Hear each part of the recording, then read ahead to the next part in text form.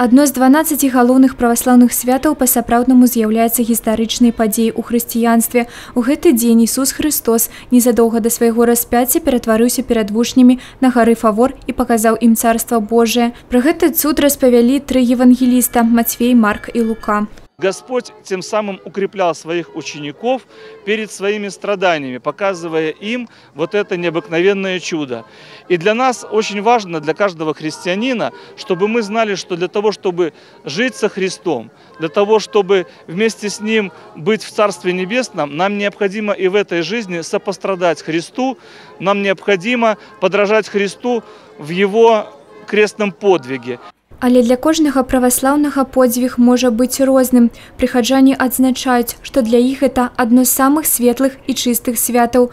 Яно выпадае на Успенскі пост. У народзе лічыцца, што пачынаючы толькі з гэтага дня дазваляецца есці садавіну пасля яе асвячэння.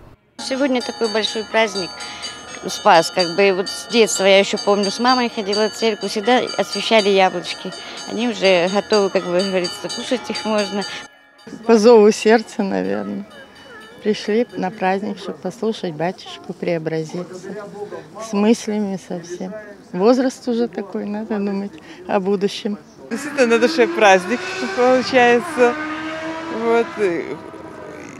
Думаешь, хоть не часто, но о Боге думаешь, и думаешь о природе, о вечности. И просто вот тревожно и даже радостно. Мы все знаем этот праздник и любим, готовились, вот, так что вырастили хороший урожай, пришли освещать. Юлия Селюк, Александр Севицкий, телерадиокомпания «Брест».